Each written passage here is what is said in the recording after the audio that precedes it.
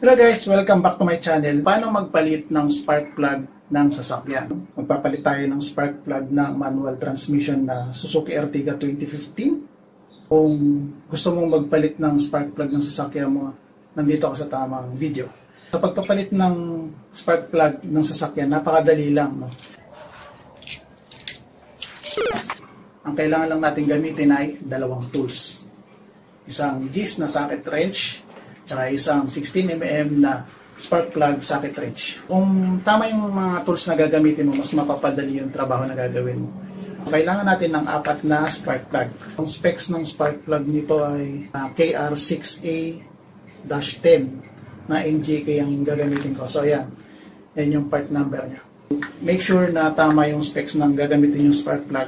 Hindi porkit Suzuki Ertiga, magkakaparehas na yon kasi merong spark plug ng Suzuki Ertiga na hindi ganito yung specs na kailangan kasi mas mahaba yung thread na kailangan. Though parehas siya ng size ng thread pero mas mahaba yung sa part na to.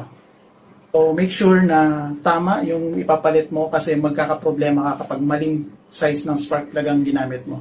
So para dito sa sasakyan namin, KR6A-10 ang kailangan ko. Kasamahan niyo ako. Itong tools lang na dalawang gagamitin natin. Bago tayo magsimula, konting punas muna tayo sa working area natin. Ito yung 10mm socket wrench na gagamitin natin para matanggal yung dalawang hexagonal bolts na humahawak sa air cleaner box assembly. Tanggalin muna natin itong unang bolt. Tapos, ito naman yung pangalawa. Tanggalin din natin to.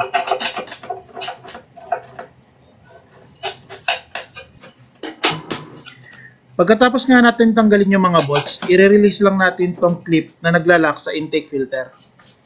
Tapos pwede na nating tanggalin tong air cleaner box assembly. Tapos punasan natin tong engine. Malikabok eh. Konting buga para mawala yung alikabok. Itong 10mm socket wrench din ang gagamitin natin para tanggalin tong 4 na hexagonal bolts na humahawak dito sa 4 na ignition coils. So, luwagan muna natin isa-isa. Tapos, tanggalin na natin. Kaya naman siya ng kamay ikutin. So, inikot ko na lang siya. Isa, dalawa, tatlo, 4. Tapos, bubunutin ko lang isa-isa tong mga ignition coils na to. Pero bago mo mahugot yung mga ignition coils, kailangan mo munang i-disconnect yung ilan dito sa mga ignition coils doon sa may terminal. So itong pangatlo tsaka itong pang-4 yung hinugot ko sa terminal. Ito nga yung ignition coil.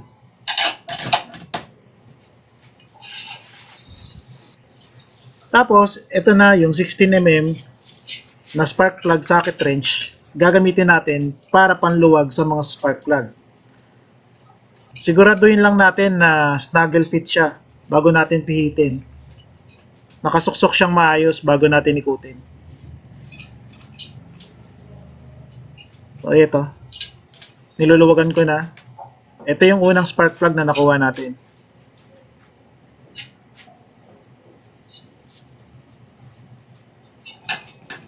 I-compare ko muna siya dun sa bagong spark plug na nabili ko. Tingnan natin kung magkapareho ba. So ito yung spark plug, NGK.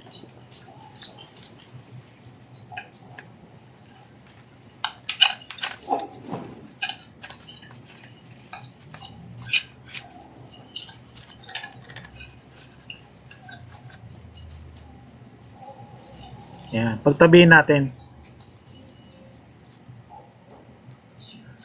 Ayan, parehas na parehas siya, no? So, tanggalin na rin natin yung iba. Kasi sigurado na tayo na parehas yung spark plug na nabili natin.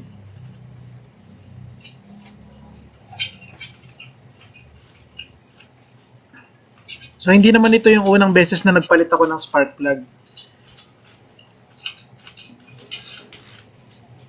So, ito yung pangalawa.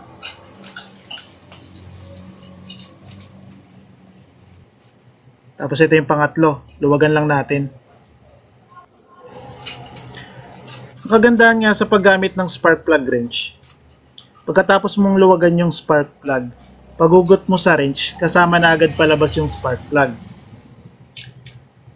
Yung iba naman kasi na gumagamit ng typical na 16mm socket wrench, ang diskarte na gagawin nila, gagamitin nila yung ignition coil para masundo, palabas, yung spark plug na naiwan doon sa loob.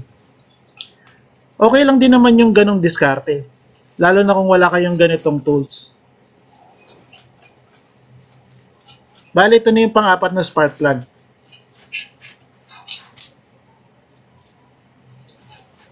Yan, 4 na. Tandaan lang natin guys na wag nating pipiliting luwagan yung spark plug kapag matigas siyang pihitin. Dapat siguraduhin natin na align yung socket wrench para maiwasan nating masira yung thread ng spark plug at saka yung pinagkakabitan niya. Dito nga ay gumamit ako ng feeler gauge para i-check yung spark plug gap. Yung spark plug gap, yun yung distansya ng center at saka ng side electrodes ng spark plug. Ginawa ko nga to para lang meron akong reference. Para alam ko yung distance ng gap sa mga bagong spark plug. Para just in case mahulog mo yung spark plug, tumama yung electrodes niya sa kung saan, alam mo kung nagalaw ba yung gap. So isa-isa ko na nga kinabit dito yung mga spark plug.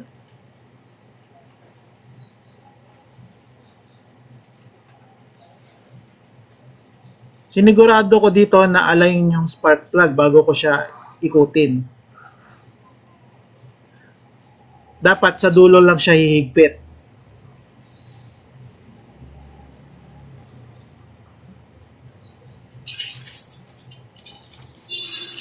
Ito na yung pangalawang spark plug.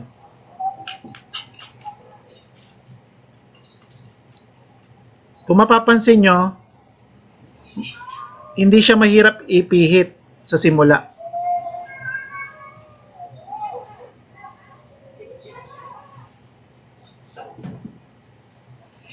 Doon lang siya sa pinakadulo humihigpit.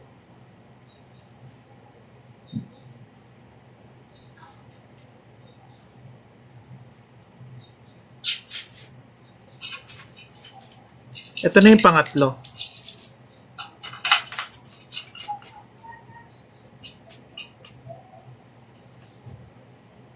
Sa pagigpit naman ng spark plug, alalay lang. Hindi mo kailangan pumersa ng sobra. Huwag ka nang gumamit ng extension sa socket wrench para higpitan lang. Hand tight lang, okay na. Hindi masyadong maigpit, hindi rin dapat maluwag. Dapat sakto lang. So naikabit na nga natin tong pangatlong spark plug. Ito namang pang-apat na spark plug, nahulog ko pa. Buti na lang, inalam ko kanina kung ano yung standard gap ng spark plug. Kaya na-check ko kung nagbago ba. Kung tumama kasi siya, possible na magbago yung gap nito. Kaya nung chinek ko yung gap niya, hindi naman nagbago, okay pa siya. Tapos visual check ko dito kung mayroon ba siyang ibang damages. Nung nakasigurado na ako na okay naman siya, ikinabit ko na yung pang-apat na spark plug.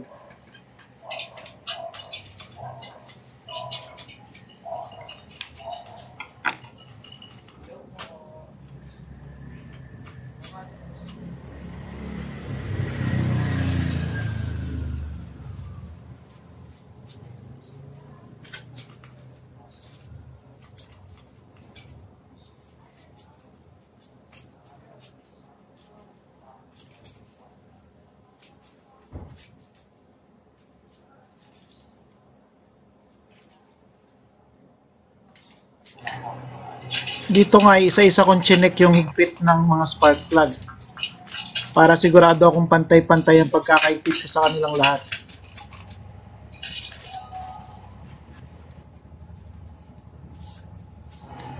Pagkatapos nga nating ikabit lahat ng mga spark plugs, pwede na nating ibalik tong mga ignition coils. Ibalik lang natin yung mga terminals.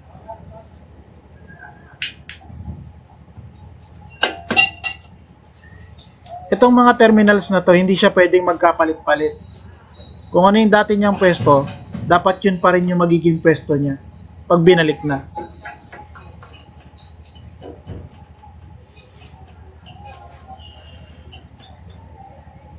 Naka-harness naman tong mga terminals, kaya hindi naman siya basta-basta magpapalit. Tapos ibalik na natin tong mga 10mm na hexagonal nuts.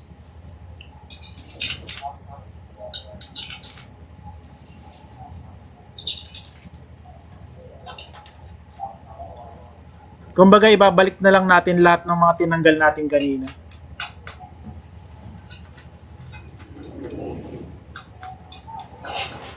Sa pagigpit naman ito, hindi rin kailangang sobrang higpit. Alalay lang din sa pagigpit. Kasi ang purpose lang naman ito para hindi mahugot yung ignition coil.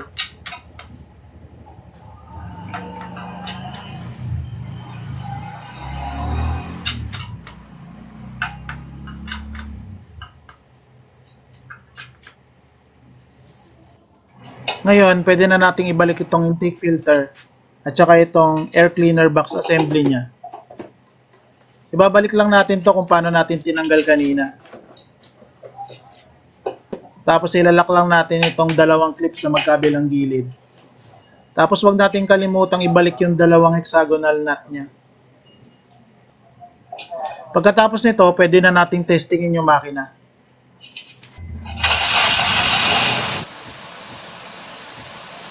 Dapat less ang vibration.